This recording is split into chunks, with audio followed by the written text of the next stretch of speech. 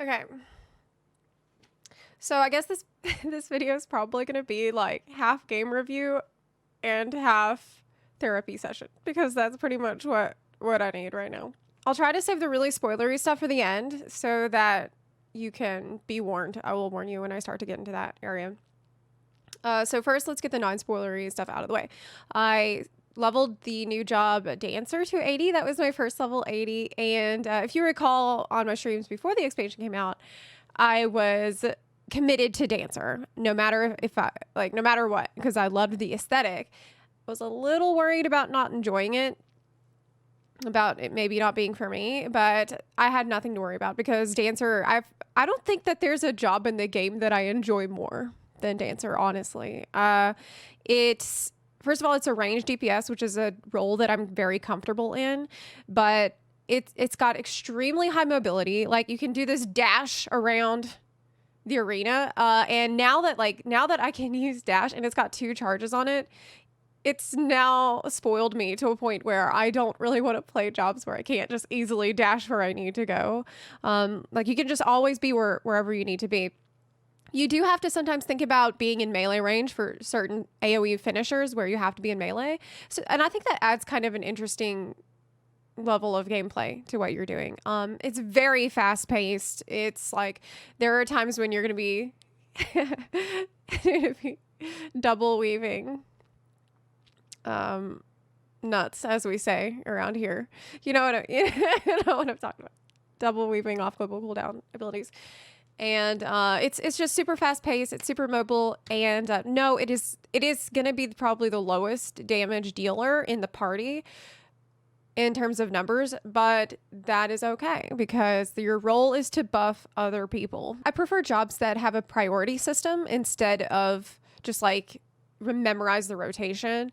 And Dancer keeps me interested. Like I'm a person that I get bored easily. And I don't like the feeling of a slow, giant quotes, job. And so with Dancer, because every time you play, it's going to be different. Your steps are going to be different. Your procs are going to be different. It's very proc based. Every single fight feels different. And I love that about Dancer. So yeah.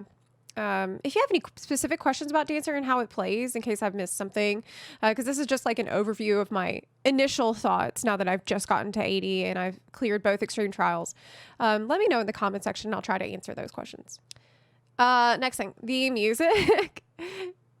Y'all, look, music for Final Fantasy XIV and Final Fantasy in general has always been amazing, but like, this expansion is something special. I don't know if you ever hear a song and then it reminds you of a time in your life that you enjoyed, or that like maybe a sad time in your life. Music has that that ability to absorb memories from us, and that is something that I definitely feel whenever I listen to some of these songs, especially some of the songs that are no longer played at the point that I'm at in the story. You'll see what I'm talking about. But overall, Soken absolutely outdid himself on this expansion. Like I could go on and on, but I made my point. It's absolutely fantastic soundtrack.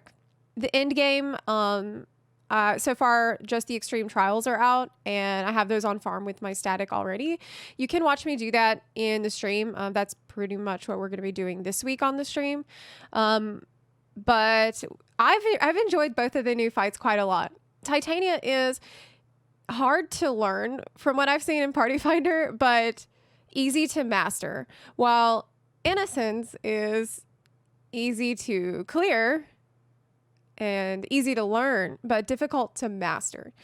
At least that's my personal experience. Other people may feel differently, but both fights are super fun. Though in my personal opinion, I think Innocence is super, super annoying. That is on me. And what we're gonna do is we're going to not panic and not... Next job I'll probably get to 80 is Dark Knight, because of this story has turned me into an emotional wreck. And the only way I can deal with that is by just embracing my inner pain. And that's where I'm at right now. That's why it took me so long to sit down and actually record this video, because, and probably this part is going to be is going to be a disaster because I'm a disaster right now. Oh God. Okay, so this part might be spoilery. I'm warning you. I'm going to talk about the story now. This part might be spoilery.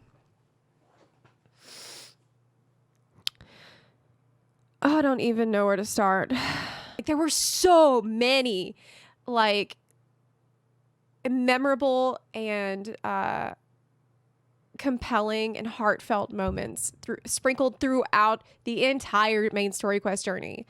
I can't wait to play it again with New Game Plus. I'm thinking about, well, I would level a new character, but I don't have time to do that because I have to get all my jobs to 80. But I really want New Game Plus so I can play it all again now that I've gone through it. It's like, I just want to keep playing it. You see how the Scions have changed because time flows differently in the first. And they all seem like they have their flaws. What surprised me and what I think will surprise many people is how human that they made this villain. What? You thought ancient beings like us incapable of crying? Well, rest assured that if your heart can be broken, then so can mine. Emet-Selch is probably my favorite villain of all time. I can't even think of a villain that I enjoy more. Like, he's up there with Darth Vader as far as I'm concerned. He's such a lovable bastard, really. Like, it's so easy to sympathize with him. The build up to what happens at the very end has broken me and left me a shattered husk of what I was whenever I started playing this expansion. Like I said, I tried to record this video a few days ago and I was literally sitting here trying to record. I have the game open and I'm sitting in Amarant and I'm just listening to the music and I'm like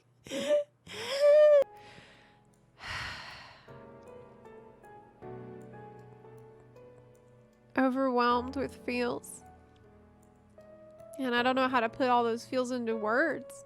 I just feel a lot of feels and I feel sad and I want to help them and I want to go home to that place that I've not lived in, but it feels like home. And I don't know how they did this to me. Like, that's pretty much how I've been for the past week. Because I actually finished the story quest. How long ago was it? It's been like a week. It's been a while. It's taken me some time to even get to a point where I can talk about this without getting too emotional.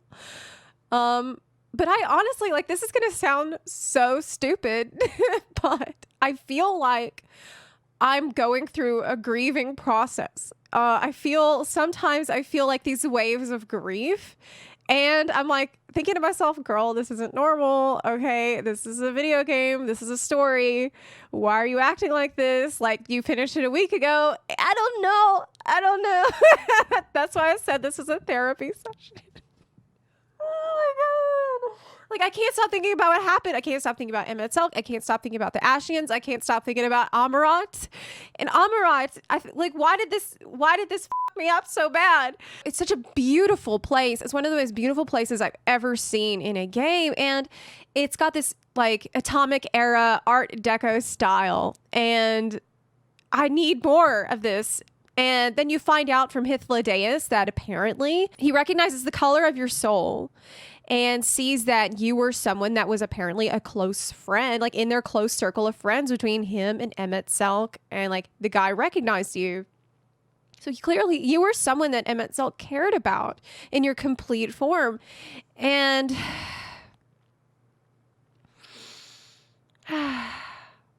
everything he did was out of love, and that's what's messed me up. But more than that, Amarant's an amazing place. The music there is incredible. There's this ominous ticking of a clock going through it, like you're trapped in this moment in time. I'm now trapped in that moment in time in my real life. I think that one of the reasons this messed me up so bad is because it's like, it reminds me of New York and it reminds me of America. And some of you may know I'm an expat. Like, I haven't lived at home since 2013. And I miss my family. I visited New York and but I don't think I will ever live there again. permanently. It's like pulling on these very specific heartstrings of mine in a way that has left me a complete emotional wreck. And I need more of this story, like really bad. Actually normally at the end of finishing a main story quest, I go to my HUD and I turn off that little window that says main story quest to be continued. I normally turn that off because I'm like, okay, well, I'm done. Let's just wait till the next patch. Y'all, I can't turn it off. I can't turn off that little window that says to be continued because I'm so messed up that like I need the reminder that it will still be continued all the time. Like I can't let go. I can't and I won't let go of this. God. And then the end when Emmett Selk, like he says, Remember us.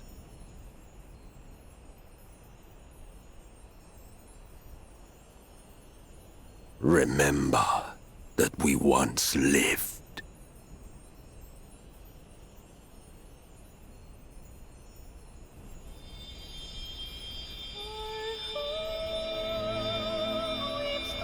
and he gives you that smile, like that peaceful smile when you nod. And it's like your vow, it's your promise. You've made a promise that you won't forget.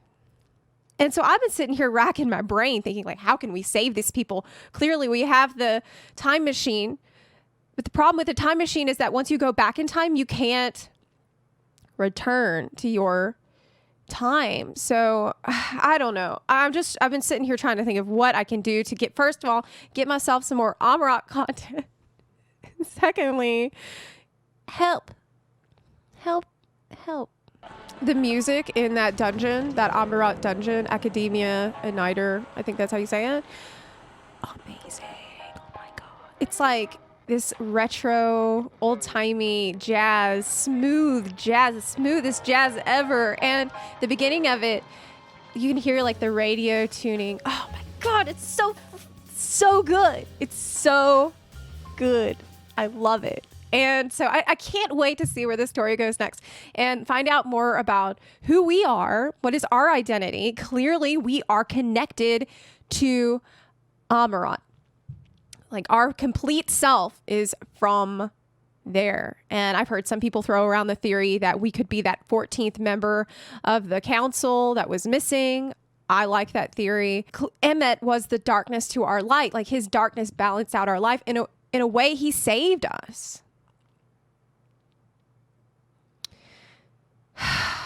God, I'm barely holding it together right now. And we just got to keep pressing on. We've got to hold on to those memories. And I need more Amarok. Bad. Like I'm sitting here, I'm ready to get an Amarok tattoo. You think I'm kidding?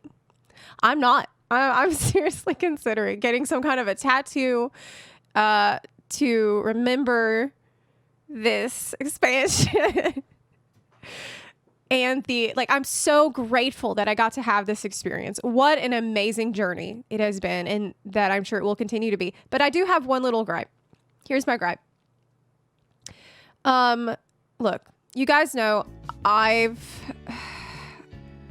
done my share of like Zenos fangirl content on the channel, and because Zenos is dummy thick, as they say, and so I've enjoyed that. I like Zenos' appearance. However, I'm not a fan of Zenos as a villain, as a character. I think he's very one-dimensional and kind of drives me crazy.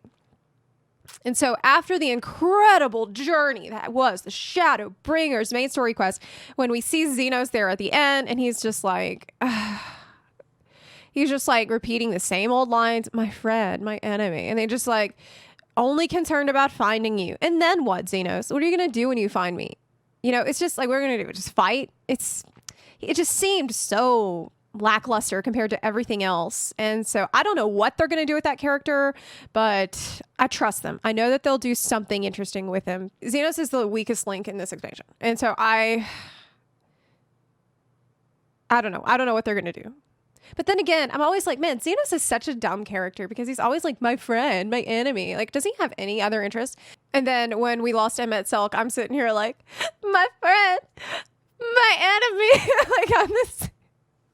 Can I really criticize Zenos?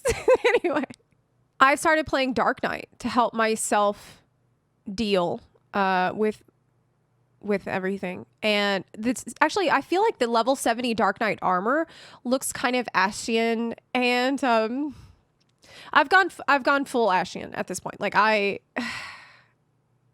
I've noticed like on the cloak of the Dark Knight level 70 armor, it looks like there's a symbol there. It looks kind of like an Ascian symbol. And in my head canon, I'm like, oh yeah, that's my character's Ascian symbol. And so that's why I'm going to level Dark Knight. And I don't know. I'm a mess. As I told you, I am a mess. So at the risk of rambling forever and truly being a disaster, I will also gotta talk about like one of my favorite things of the expansion, to end this on a happy note and not me just like having so many feels that I can't contain them. The Viera, oh my god, I love my character. She looks so freaking cool and great, and she's maximum height. She's a maximum height Viera, and she has very long ears. I actually will be dyeing my hair dark brown, and I got these ears so that I'll be able to, you know, wear them on the stream, and I might even put the war paint that my character has right here. Yeah, it's gonna be awesome. This will look more normal when all my hair is brown. See, like, I'm trying to let you visualize. I think this is the best game I've ever played. I was a little bit hesitant to say that at first. But look, you judge your game, you judge your favorite game based on, like, how you feel. It's very subjective. Okay, so I doubt everyone's going to feel that way. I know a lot of people think that it's an extremely good expansion. I think it's redefined the genre for MMOs. But for me, like, yeah, I don't think I've ever enjoyed playing a game more than I've enjoyed playing Shadowbringers. I'm so happy, and I'm having a great time. And so I really hope that y'all are also having a good time. What are the things that have stuck out for you in this expansion so far? Are you okay? Someone asked me on Twitter, are you okay? Because I don't know if you've seen my Twitter lately, but it is like nothing but tweets about the Ascians and Emmett, and like someone asked me, are you okay? And I'm like, yeah, I'm good. So as you can see, I'm doing better. But let me know how you're doing in the comment section down below. And thank you so much for watching this video. If you want to see me die to extreme trials, you can find me on Twitch. I'm streaming Monday through Thursday and on Saturday at 8:30 BST, so you can catch me then. You can also join our Discord server. There's a link to that in the description box. Anyway, thanks so much for watching, and I will speak to you soon. Bye.